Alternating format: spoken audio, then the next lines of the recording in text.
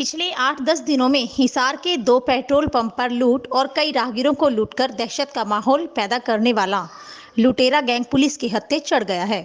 CIA Hisar की team ने इस लुटेरे गैंग के 3 सदस्यों को गिरफ्तार कर लिया है और उनके पास से 2 अवैध देसी पिस्तौल भी बरामद की हैं। ये गैंग लूट की आधा दर्जन से अधिक वारदातों में शामिल रहा है। गिरफ्तार किए गए आरोपियों में शिवनगर मिलगेट हिसार निवासी सूरज, ऋषिनगर हिसार निवासी अश्वनी उर्फ दिलदार उर्फ क्रिश और बल्लभगढ़ फरीदाबाद निवासी अरुण शामिल है। इस गैंग के कुछ अन्य सदस्यों की तलाश जारी है। सीआईए हिसार की टीम ने ये गिरफ्तारी रायपुर रोड से इंस्पेक्टर नवीन कुमार के नेतृत्व में की। डीआईजी और हिसार के एसपी बलवान सिंह राणा ने बताया कि गिरफ्तार आरोपी दिल्ली रोड पर Grewal petrol pump, south bypass के उदय पेट्रोल पंप पर पिस्तौल के बल पर लूट करने की वारदातों में शामिल रहे हैं। इसके अलावा राहगीरों से मोबाइल लूटना, नकदी और मोटरसाइकिल लूट की कई घटनाओं को इन्होंने अंजाम दिया है। इन आरोपियों को अदालत में पेश करके रिमांड लिया जाएगा। अभी हमारे यहाँ पिछले 2 हफ्ते पहले का जो वक्त जो था उसके अंदर देखने को आया कि एकदम से प्रॉपर्टी ऑफेंस जो है ना वो इंक्रीज हो गया और 2 पेट्रोल पंपों के ऊपर वारदात हुई, 2 मोटरसाइकिलें छीनी गई और एक मोबाइल और पैसे जो है ना वो छीन लिया गया। तो हमने अपनी टीमें गठित की और से इंस्पेक्टर को इसके बात की जिम्मेदारी दी। नवीन कुमार जो है से इंस्पेक्टर ने अपनी टीमें लगा करके और साइबर सेल की मदद लेकर के डाटा इकट्ठा किया और डाटा इकट्ठा करने के बाद से कुछ व्यक्ति चिन्हित हुए जिनकी लोकेशन के आधार के ऊपर उनको राउंड अप किया है। 3 लोगों को हमने अभी राउंड अप किया है। एक सूरज शिवनगर से हैं, अरुण ये रहने वाले टप्पल अलीगढ़ के हैं लेकिन आजकल बल्लभगढ़ में रहते हैं, और अश्वनी जो है वो ऋषिनगर के। 3 लोगों को अरेस्ट किया कल इन्होंने और उनसे 2 वेपन जो है वो बरामद किए हैं। और इन लोगों ने हमारे हिसार के अंदर 5 वारदातें करनी मानी है। एक 2 petrol pump Delhi Hisar road के ऊपर ग्रेवाल पेट्रोल पंप है, उनको लूटने का इन्होंने स्वीकार किया है। उदय पेट्रोल पंप है साउथ बाईपास के ऊपर, और एक मंगाली से एक मोटरसाइकिल जो है उन्होंने छीनी थी। डावड़ा नहर के ऊपर से जो है ना एक वहाँ से उन्होंने मोटरसाइकिल छीनी थी, और लाडवा जो गांव है उसी रास्ते के ऊपर उन्होंने एक मोबाइल और एक 150 रुपये जो है ना वो छीने थे। 2 मुकदमे इन लोगों के खिलाफ जो है वो बल्लभगढ़ के अंदर दर्ज है।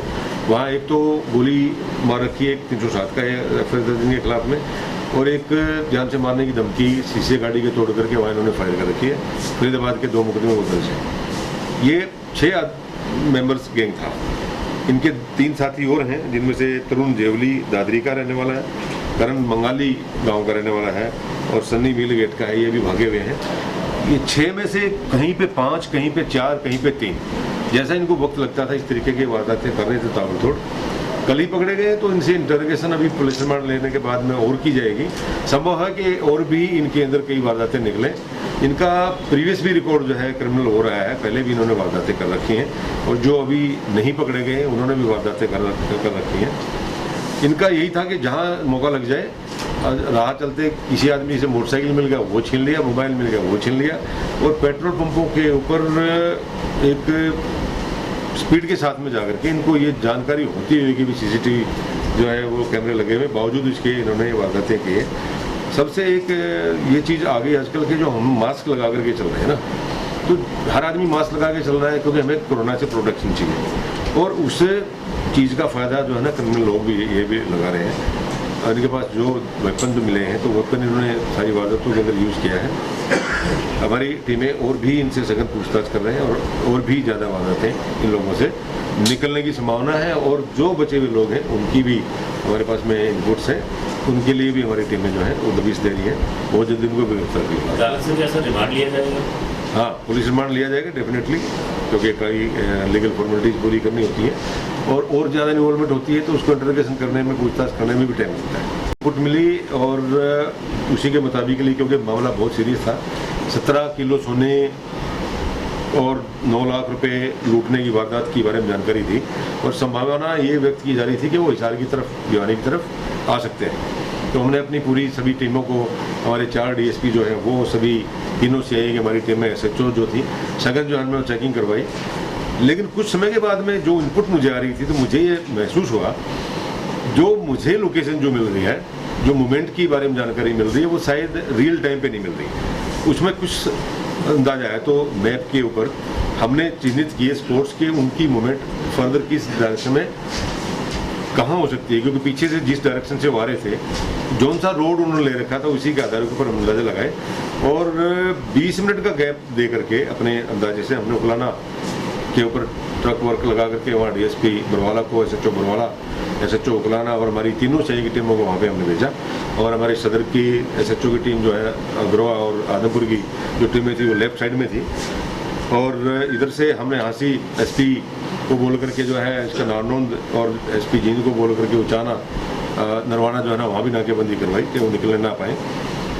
वहाँ जब हम पेट्रोल पंप पर एक ढाबा जो है वहाँ पे देख रहे थे तो उनकी नहीं हमें पता लग पाया, लेकिन जानकारी वहीं उनके आसपास ढाबा पेट्रोल पंप के पास उसी एरिया के अंदर होने की थी। गुरुद्वारे की एक जगह पे आई, एक मंदिर की आई और वहाँ एक मकान था, मकान के अंदर के हमने फिर कॉम्बिंग करवाई कि अगर कोई आदमी एक लोकेशन के ऊपर जाके आगे जाने का कोई चांस ना हो, क्योंकि नाकाबंदी इतनी मजबूत थी हमारी, काफ़ी पुलिस थी बड़ी संख्या में।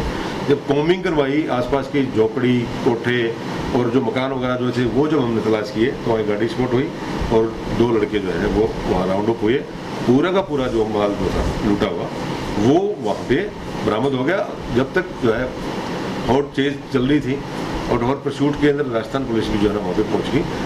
उन्होंने आइडेंटिफाइड किया कि यस यही हमारा माल वहाँ से चोरी हुआ है और सीसीटीवी फुटेज जो उनकी वहाँ पे कवरेज थी वो हमारे पास भी उनकी आ चुकी थी, उनसे फिर हम लोगों ने उनको आइडेंटिफाइड करके निकाला है।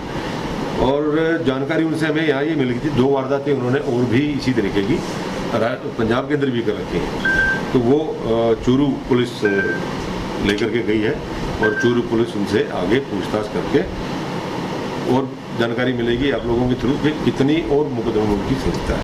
सीसीटीवी प्रोजेक्ट के बारे में आपने बात की, क्या प्रोजेक्ट और किस तरीके से वो अपराध करने में कामयाब है?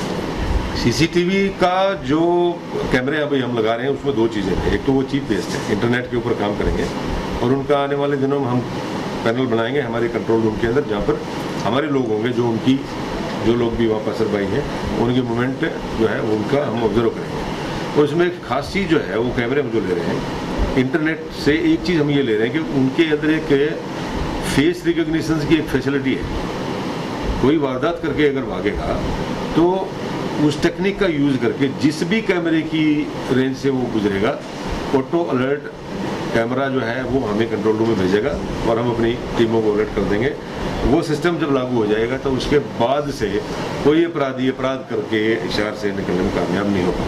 कितने कैमरे लगाए जाएंगे और कितना खर्चा किया जाएगा? अभी तो फिलहाल जो हमारे पास में 10 लाख रुपए माननीय डिप्टी स्पीकर साहब ने दिए हैं और राज्यसभा के MP हैं डॉक्टर सुभाष चंद्रा, उनकी तरफ से राजगुरु मार्केट के लिए कुछ प्रपोजल आया है, वो कैमरे अभी लगाएंगे। 1 हफ्ते के अंदर उनके ऊपर कार्रवाई शुरू हो जाएगी।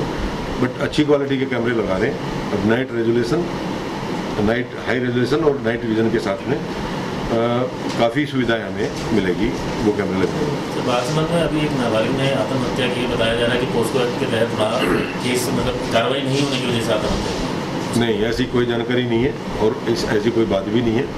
अगर ऐसी कोई बात होती तो रिपोर्ट उसकी हमारे पास में आती।